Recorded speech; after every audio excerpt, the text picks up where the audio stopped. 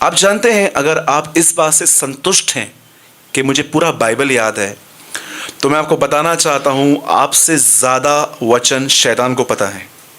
जब शैतान यीशु मसीह को ऊपर पहाड़ पे ले गया, तो वहां से भजन सहायता से एक वचन निकालता है जो लिखा है, अपने आप को ऊपर से नीचे गिरा दे और स्वर्गदूत तुझे हाथों हाथ उठा लेंगे। उसको तो यह भी पता है कि कौन सा वचन कब बोलना है। Do you know?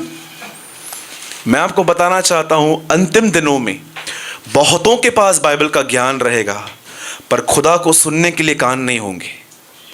इसीलिए प्रकाशित वाक्य 7 कलीसियाओं में यह कहता है, जिसके कान हो वह सुन ले कि आत्मा कलीसियाओं से क्या कहता है।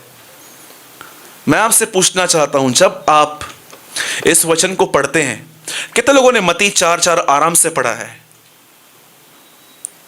ठीक है, ऐसा लिखा है, मनुष्य केवल रोटी से नहीं परंतु परमेश्वर के वचन से जिंदा रहेंगे। पक्का? कितने लोग बाल जानते हैं ये वचन लिखा है? How many disagree with me? कोई मेरे साथ डिसएग्री है? पंकज डिसएग्री है, दिनेश डिसएग्री है। ऐसा वचन कोई भी नहीं है, राइट? सोचो, ऐसा कोई वचन नहीं है बाइबल के अंदर। ये उन लोगों की हालत है जिन्होंने बाइबल ठीक से नहीं पढ़ा है। मैंने कहा, मनुष्य केवल रोटी से नहीं परंतु परमेश्वर के वचन से जिंदा रहते हैं। ऐसा कोई वर्ड नहीं है बाइबल में।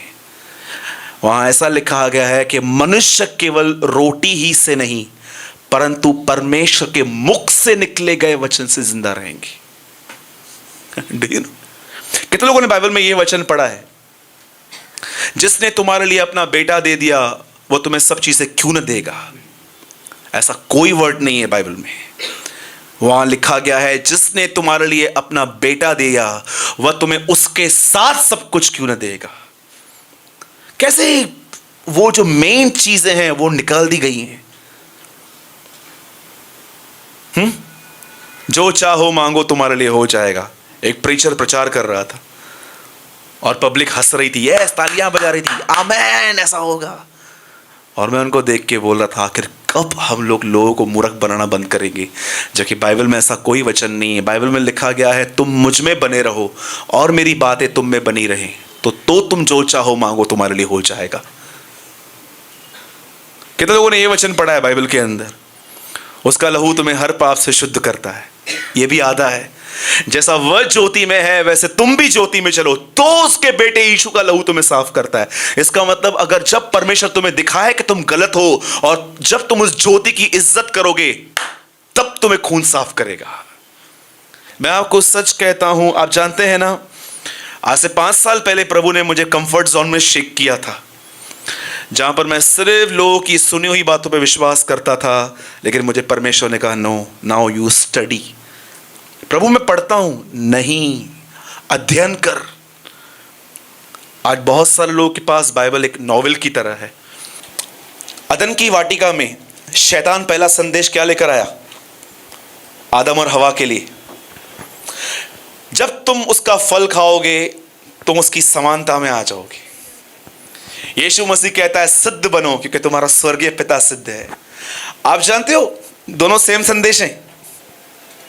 शैतान भी बोलता है परमेश्वर की तरह बनो, यीशु भी कहता है शैतान परमेश्वर की तरह बनो। तो स्पिरिट क्या अलग अलग है?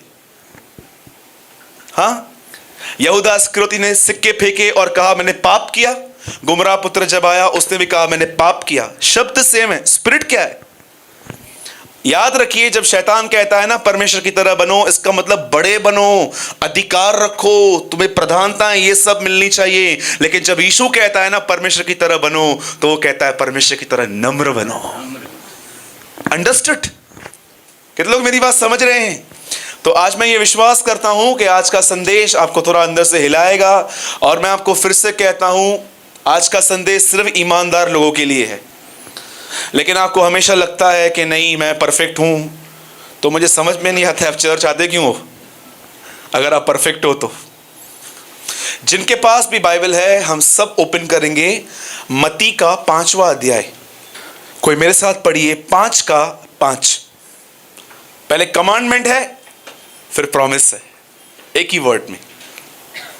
धन्य है वे, धन्य है सब, जो वे नॉट सब, धन्य है वे।